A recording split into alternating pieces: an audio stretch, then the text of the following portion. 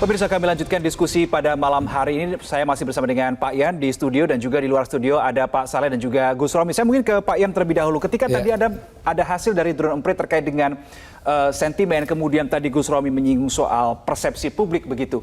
Apakah peristiwa 1 minggu terakhir ini menimbulkan suatu sentimen atau sebuah persepsi? Apakah ini akan linear dengan dongkrakan elektoral atau mungkin gerusan elektoral bagi baca pres tertentu? Pak Yan. Pastinya akan menyumbang baik itu positif maupun negatif gitu ya pada sisi elektoral gitu. Nah, yang menarik adalah pertama saya fokus ke kubunya Pak Prabowo Gibran gitu.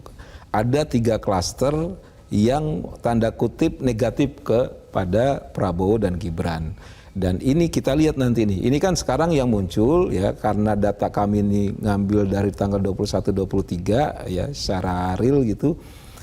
Isinya baru para influencer aja, yaitu tokoh-tokoh yang membentuk opini. Nah, ada 3 kelompok yang tanda kutip negatif kepada kubunya Prabowo dan Gibran ya pasca pencapresan tersebut gitu. Biasanya nanti akan diikuti oleh publik. Sejauh mana publik itu terpengaruh oleh 3 klaster ini? Ya, itu dia. Nah, apakah besar atau tinggi kita lihat nanti di 2 minggu.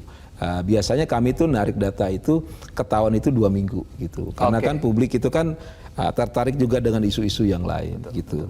Nah, bisa jadi nanti lebih cepat. Kenapa? Karena memang sekarang ini masuk tahun politik dan lagi momentum-momentumnya.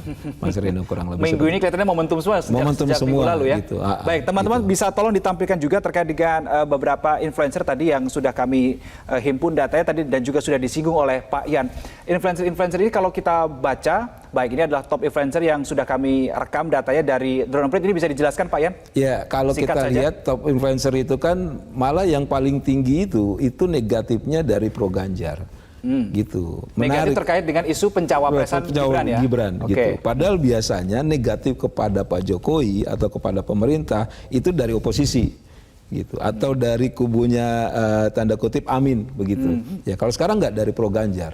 Gitu. Artinya apa? Yang betul-betul reaktif terhadap munculnya fenomena Prabowo Gibran ini adalah dari kubunya pro Ganjar, bukan dari Amin. Oke, itu yang terbaca di data ya? Itu terbaca di data. Saya coba pastikan konfirmasi ke Gus Romi. Meskipun yang di permukaan, di panggung depan ditampilkan adalah ketenangan oleh kubu Pak Ganjar ketika ada pencawapresan Mas Gibran ini, betulkah sebetulnya di belakang yang tidak terlihat oleh publik ini sebetulnya juga sedang terjadi gempa politik di internal kubu Pak Ganjar? Gus Romi, jujur saja deh malam ini. Ya, saya tidak perlu harus menutup-nutupi apapun yang terjadi karena kan Twitter atau cuitan itu kan asli dari yang memiliki akun.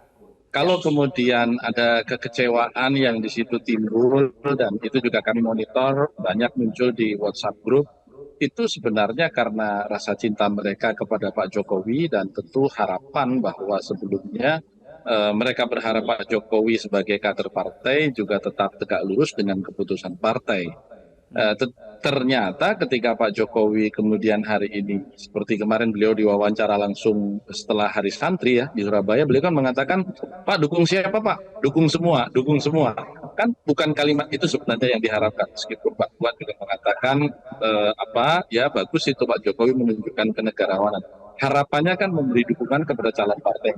Tapi ketika Pak Jokowi netral saja ketika menyampaikan dukung semua, wajar kalau kemudian rekan-rekan di partainya Pak Jokowi juga kecewa. Tetapi apapun itu, seperti misalnya narasi-narasi jangan tangisi Gibran, misalnya begitu, itu muncul ya di dalam beberapa WhatsApp group. Itu hal yang saya kira manusiawi saja.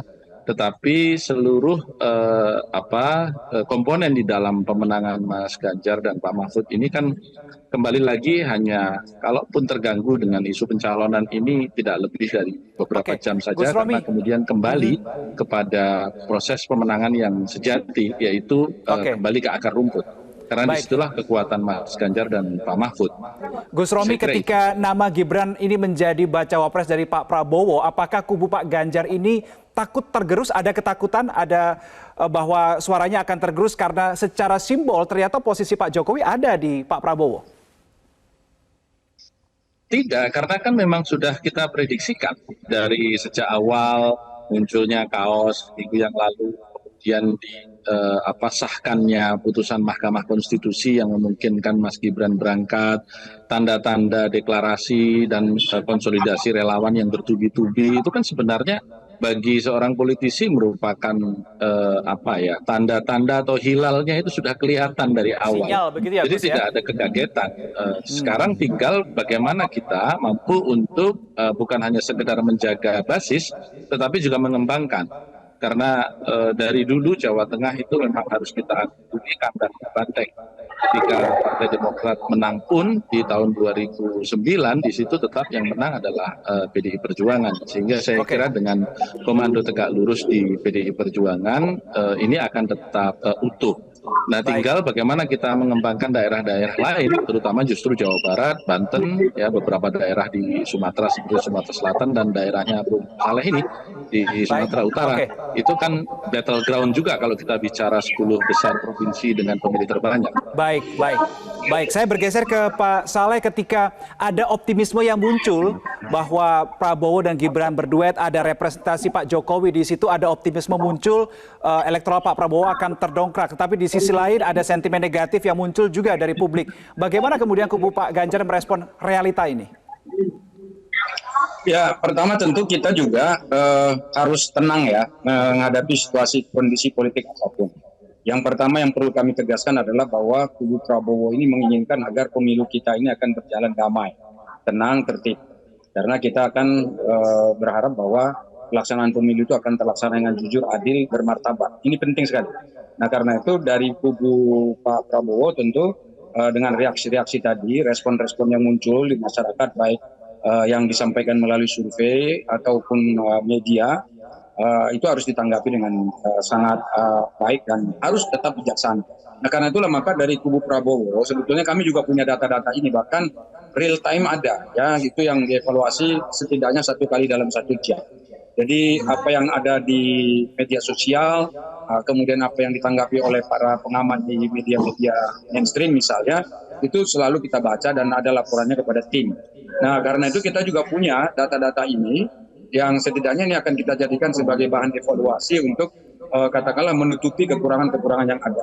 Nah, kalau misalnya katakan ada respon yang tidak baik atau kurang menyenangkan dari apa yang ada selama ini atau sejauh ini, ya tentu kita berharap itu akan bisa kita tangani secara baik dalam waktu yang tidak terlalu lama.